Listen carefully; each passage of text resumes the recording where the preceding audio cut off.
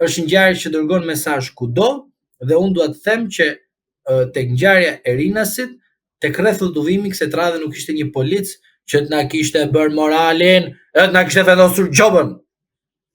Gjobën për partinë.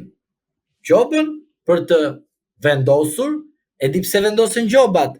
Gjobat nuk vendosen për ndëshkim. E dini pse vendosen gjobat? T'ju a themi edhe këtë gjë. Sepse nuk patën policin në Rinas. Ato djemt që bërën këtë vrasje, e di çfarë testuan?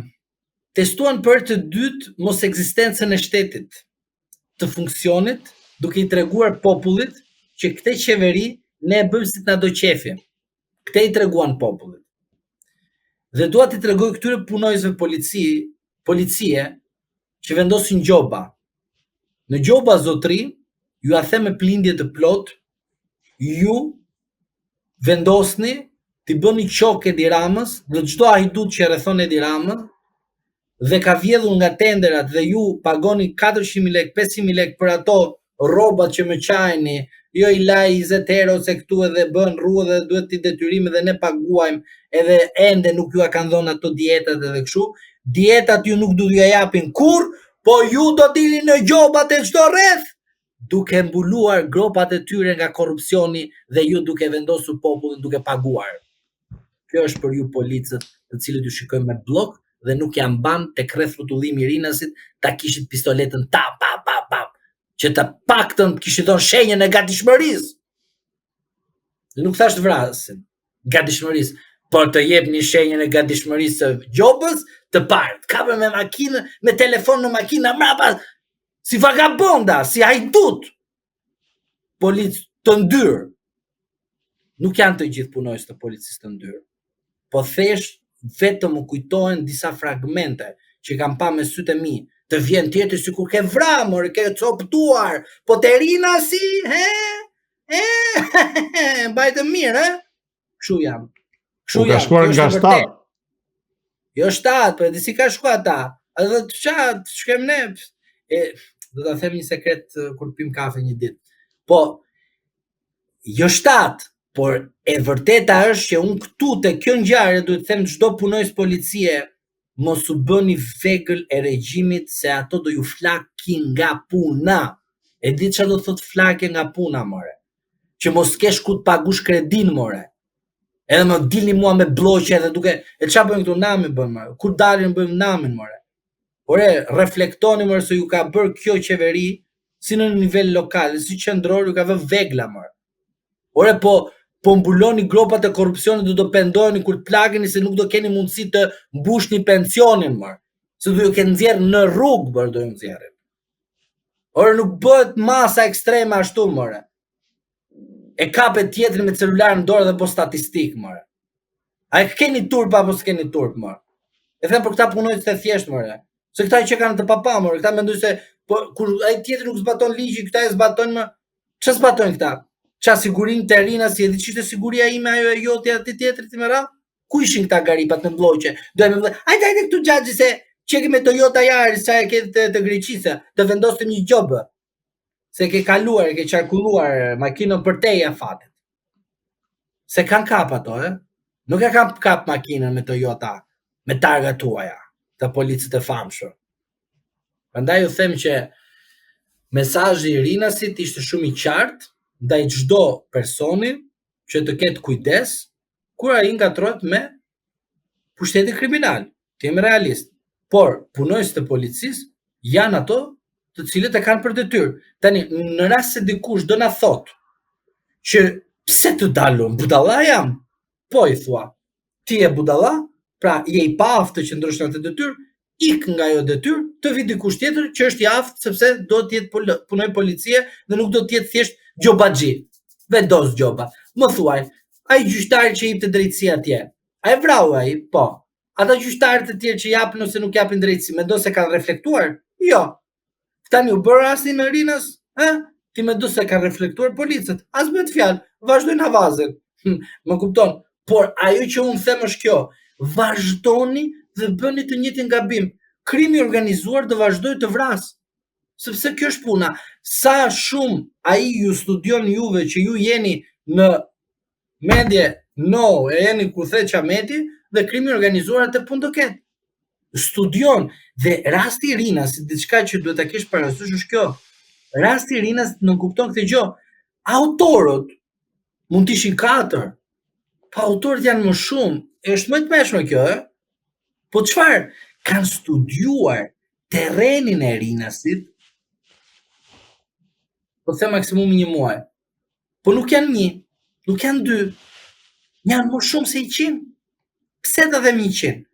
Sepse ata kanë kuptuar çfarë ore është lëvizja. Ato kanë kuptuar sjelljen e çdo punojësi policie. Ato e din shumë mirë në çdo moment kur kalon ai, sa kalon, sa fuqi ka, sa takat ka, sa kupton komunikimin, dialogun, sa jaft është të kuptoj lëvizjet e komunitetit, pra punojës policie, kanë kuptuar shumë fakte. Prandaj unë them që pushteti kriminal në vend ka zënë vend për shkak të asaj që ndodh në vendet kur gjithmonë qeverisë e njëjta qeverisë. Pse? Sepse ka bërë zakon. Pra, kryepolici, që është në një komisariat, në rast se ka derdhur lërë mos të bërë, se s'bëhet korrupsion atje, për t'u emëruar, transferuar kështu me radhë, e kupton? Thot, unë e kam rregull, bëj disa lek këtu, ma këtu më lëviz në vend tjetër, bëj disa lek aty, ai në vend tjetër me radhë, e kupton? Ai thot, të bëjmë rendër, ku këtu bëhet nami, unë kam familje, kam të ushje familje, e kupton? Dhe ata, krim ekonomik, pra pushteti kriminal, që thot, thot, dhe situata që ka kështu, unë do të favorët e mia. Cilat janë favorët e mia? Pushtet. Si është pushteti? Duke bërë akte të tilla që të them tek qytetarët, që shiko, unë jam pushteti, lërë që janë këto me uniformë, këto s'ja vlen fare. Dhe njeriu, vetvetiu çfarë? Ka frikë. Dhe thot, po mirë, më mirë të kemi këta, se këta të paktën lënë sapen njëri tjetrit në akte terroriste. Po janë terroriste, po derisa nuk na prekin ne, na erdhi flaka. Po nuk është kjo e vërteta, sepse nesër të kapet edhe 2 flaka. Çfarë duhet të bësh ti? Atëherë thua kujtë, tani kjo qeveri e poshtër, edhe ti thu pastaj s'bëhet ky vend. S'bëhet ky vend sepse e votoj, e mbyllje gojën, tani që të preku ty, tani s'bëhet ky vend dhe po ik nga Shqipëria. Jo, këtu të rish, këtu. Bashkë me mua, bashkë të paguajmë faturën. Jo kështu kjo fjalia si ai theft atje, s'bëhet ky vend. Prandaj them që megjithatë kjo, çfarë ka ndodhur në ngjarjen e 11 nëntorit, për mendimin tim është paralajmërues shumë i qartë të ngjarjeve të tjera të cilat do të jenë të rënda.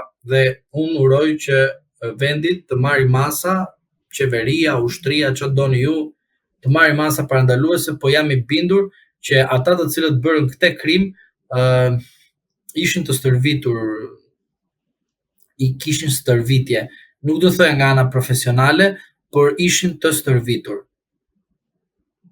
Pavarësisht atë që u pa publikisht, por ata kishin një lloj stërvitje, dinin çfarë bënin, kërkonin rezultatin konkret dhe bërën, dhe u kujdesën në një farë forme që se po të shikoje, ato nuk kishin armën drejt, por e kishin në mënyrë të tillë, pra të pozicionuar ku do të shkonin.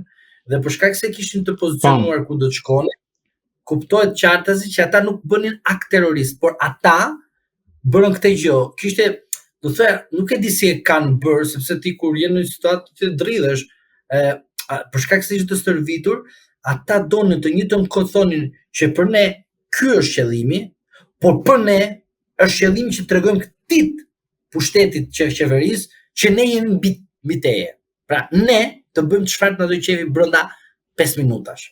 E kuptova mesazhin. Pra, është një mesazh që kjo duhet kuptohet qartë, jo për të inkurajuar autorët, nuk e them në asnjë moment, por për të studiuar që autorët janë shumë të studiuar më vëlla.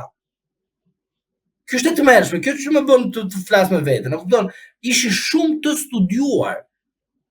Metoda që përdorën armën në këtë formë, metodën që në një vend të sigurisë kombëtare bërën goditje. Rasti 5 minutë në përgjithësi arritën objektivin, pavarësisht se ishin sekonda, por brenda 5 minutësh. Zhdukja dhe fsheja tregon që ata kanë një mendje akoma më të fortë. Pra, nuk ishin vetëm ata. Ishte një gamë e tërë e gjerë e cila kishte do të thoja një shkencë të veçantë. Pra, ata duhet të studiojnë në mënyrë të atill, jo vetëm në aspektin e gjetjes tyre, por në aspektin e filozofisë së tyre. Çfarë filozofie kanë ata? Kanë filozofi larje e sapesh dhe kaq, apo kanë një filozofi tjetër e cila nënkupton shumë faktorë të tjerat, të cilët kanë të bëjnë edhe me botën e krimit, por edhe me botën e terrorizmit, sepse terrorizmi ka shumë kuptime, thjesht do ta analizojmë një moment tjetër. Por çfarë do të jepte kjo ngjarje në sy të opinionit publik?